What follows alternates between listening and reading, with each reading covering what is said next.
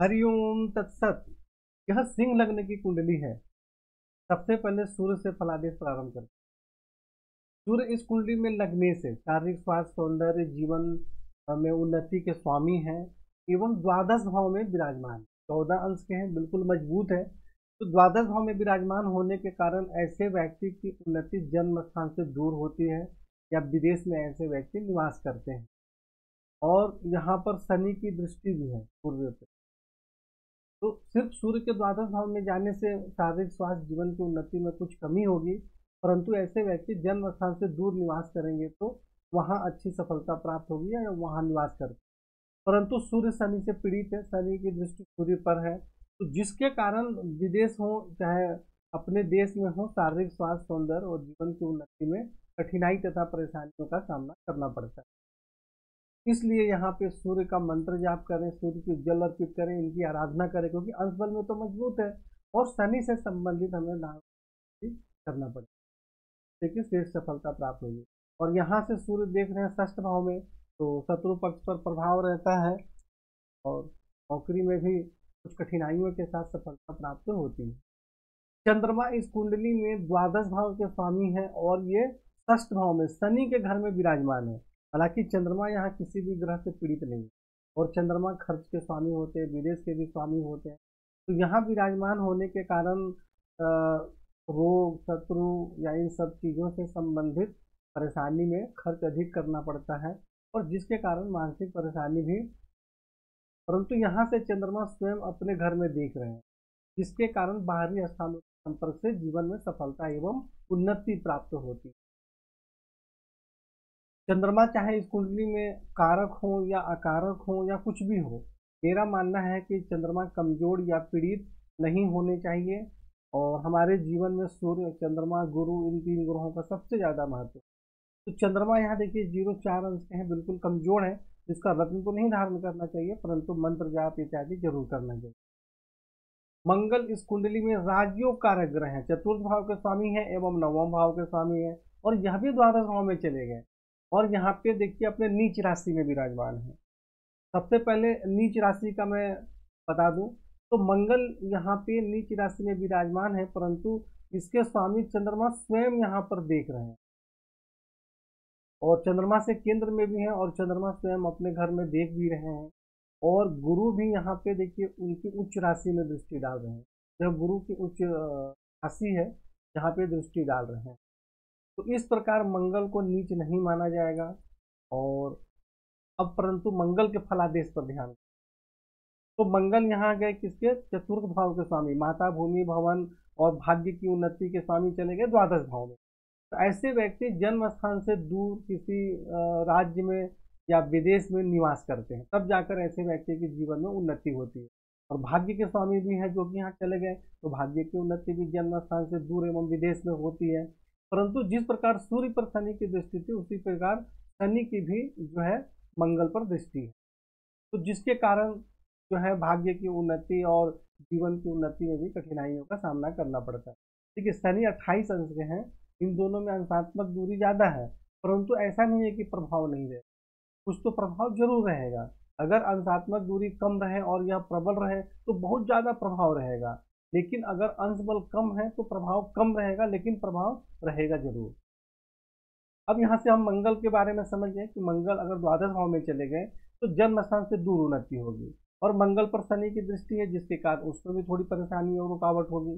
परंतु मंगल यहाँ से वो भी अब शनि के ऊपर दृष्टि डाल रहे हैं, तो शनि के ऊपर यदि मंगल की दृष्टि पड़ेगी तो शनि किसके स्वामी है, रोग एवं शत्रु के स्वामी है और वैवाहिक जीवन के स्वामी है, पति पत्नी के स्वामी है। शनि तो यहाँ उच्च राशि में विराजमान है, परंतु मंगल की दृष्टि जब शनि पर पड़ेगी तो पराक्रम में तो वृद्धि होगा, परंतु भाई बहन के सुख में कमी एवं परेशानी होगी और पति एवं वैवाहिक जीवन के सुख में भी कठिनाई परेशानियों का सामना करना पड़ेगा। शत्रु पक्ष से भी कुछ परेशानी होगी, नौकरी में भी कठिनाइयों का सामना करना पड़ेगा।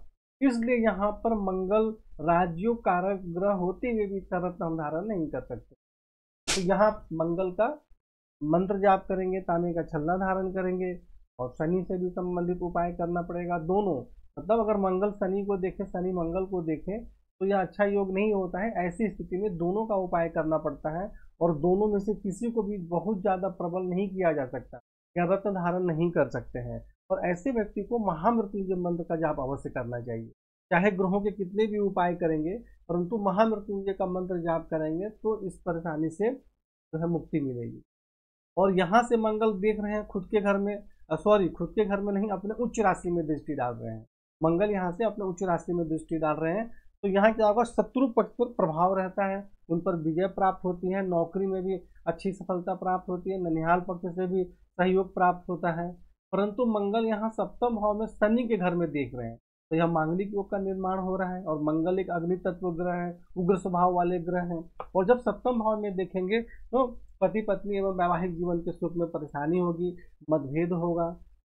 तो यहाँ पे मंगल को राजयोग कारक ग्रह होने के बाद भी प्रबल नहीं कर सकते। सिर्फ यह नहीं देखा जाता कि त्रिकोण के स्वामी हैं या लगने से राजयोग कारक ग्रह उनका रत्न पहन लो आंख मूंद कर, पहले हमें उसका फलादेश देखना पड़ेगा कि वह कर क्या रहे हैं, फिर उसके बाद ही उससे संबंधित रत्न धारण करना चाहिए। ऐसा नहीं कि राजयोग कारक ग्रह है तो आंख मूंद कर रत्न उसका धारण कर ले। बुध इस कुंडली में देखिए आमदनी भाव के स्वामी है, धन भाव के स्वामी है, और लग्न में विराजमान है और वक्री है, परंतु एक अंश के हैं तो वक्री होकर भी बहुत ज्यादा 4-5 अंश के बराबर बल देंगे, फिर भी उनको कमजोर ही माना जाएगा। तो बुध का फलादेश क्या होगा कि शारीरिक स्वास्थ्य, सौंदर्य एवं जीवन की उन्नति में सफलता प्राप्त होती है, आमदनी बहुत अच्छी होती है, धन का संग्रह होता है, कुटुंब का सुख प्राप्त होता है। ऐसे व्यक्ति को जीवन में कभी भी धन की कमी नहीं होती है। और यहाँ से बुध सप्तम भाव में दृष्टि डालेंगे तो पति एवं वैवाहिक जीवन का श्रेष्ठ सुख प्राप्त होता है, दैनिक रोजगार में सफलता प्राप्त होती है।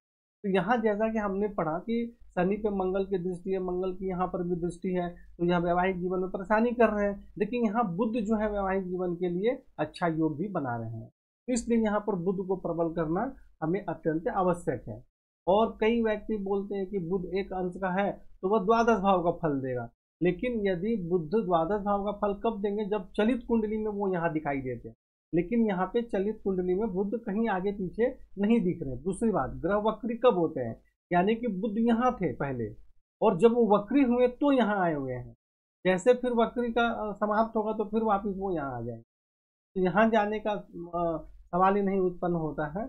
इसलिए ऐसा मन में भय ना बनाए कि यहाँ का फल दे, क्योंकि बुध वक्री ग्रह कब होते हैं, जैसे ग्रह यहाँ है बुध, और जब ग्रह वक्री होते हैं तो ग्रह खैर पीछे नहीं जाते हैं, ग्रह वही रहते हैं, जो कुंडली जो राशि होती है वो आगे बढ़ जाती है, और जिसके कारण वापस वो सिंह राशि में दिखाई देते हैं।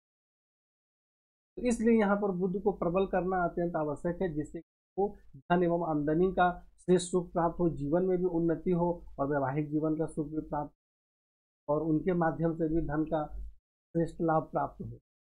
गुरु इस कुंडली में देखिए पंचम भाव के स्वामी है और अष्टम भाव के स्वामी है। अष्टम भाव आयु के होते हैं, सब लोग बोलते हैं मृत्यु के होते हैं, तो मृत्यु के साथ साथ आयु के भी भाव होते हैं, और विशेष ज्ञान के लिए भी होते हैं, गुप्त धन के लिए भी होते हैं, और पंचम भाव विद्या बुद्धि संतान के लिए होते हैं। तो गुरु कहाँ चले गए, षष्ठ भाव में चले गए। षष्ठ भाव में जाने के कारण विद्या बुद्धि संतान के सुख में कठिनाई एवं परेशानी। कोई भी ग्रह जो लाभ देने वाले ग्रह है, छठे, आठवें और 12वें में चले जाते हैं तो उसके सुख में कुछ कमी होती है। ऐसा नहीं कि सुख नहीं प्राप्त होता है, लेकिन गुरु के यहाँ जाने से क्या होगा कि विद्या बुद्धि संतान के सुख में कुछ कमी एवं परेशानी होती है। और यहाँ पे गुरु देखिए 19 अंश के, 5 अंश से ऊपर है, इसलिए नीच नहीं माने जाएंगे, और वक्री हो गए तो भी नीच नहीं माने जाएंगे। तो गुरु सिर्फ षष्ठ भाव में है, नीच राशि में नहीं है, बली है, पूर्ण रूप से यह बली है। और यहाँ पर जहाँ पर गुरु नीच राशि में है, वहाँ पर जैसे मंगल की दृष्टि है, जो कि यहाँ मंगल की उच्च राशि है, इसलिए गुरु को पहली बात को नीच मानना यह हमें दिमाग से निकालना पड़ेगा कि गुरु नीच राशि में नहीं है, और अंश बल में भी बहुत पावरफुल है, सिर्फ षष्ठ भाव में है बस।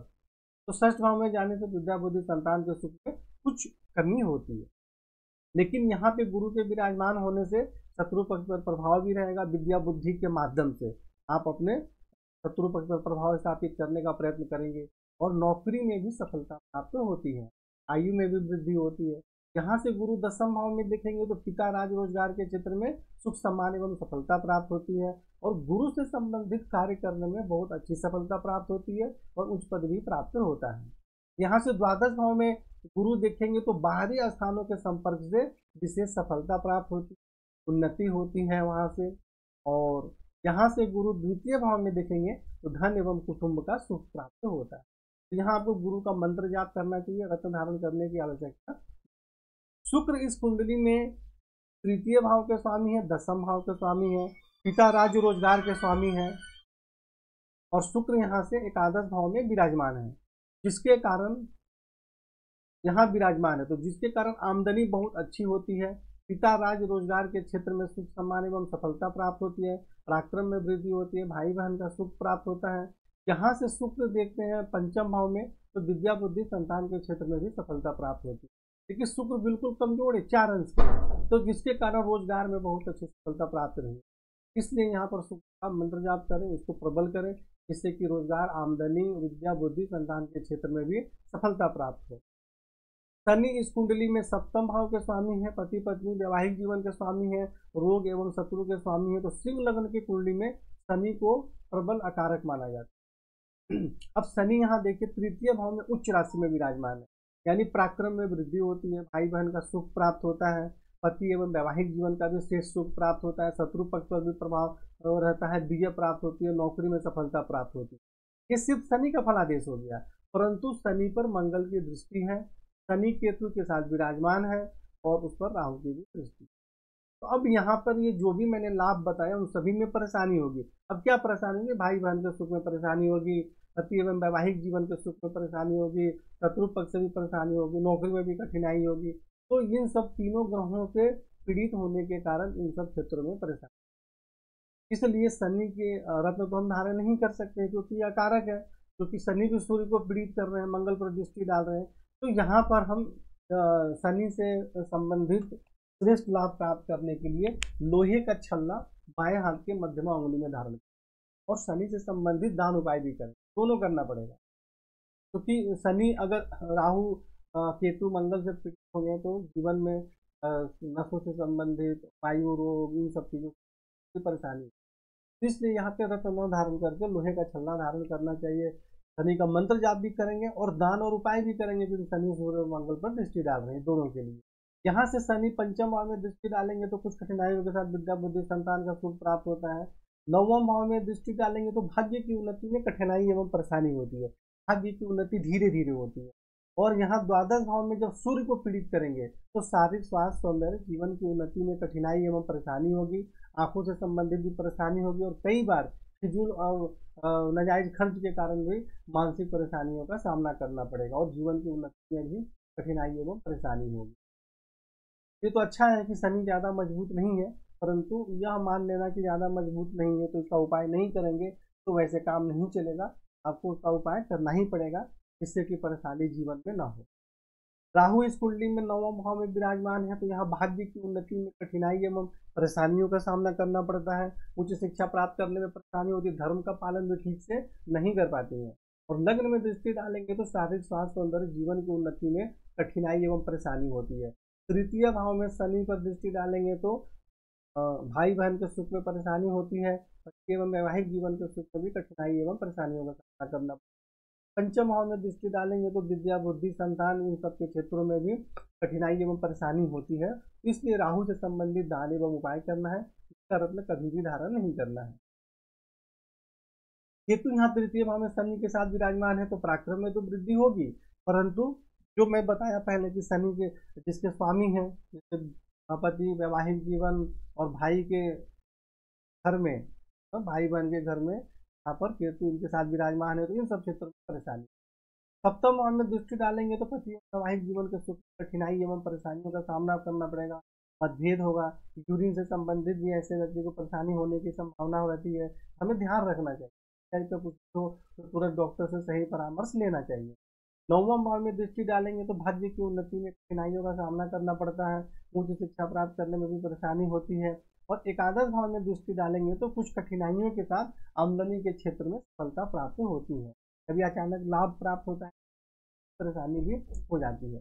तो राहु केतु से संबंधित तो दान उपाय ही करना है, और यह आपकी कुंडली में विस्तार से सारे फलादेश बताए गए हैं, इसे देखकर समझकर आप उपाय करें, जीवन में आगे बढ़े।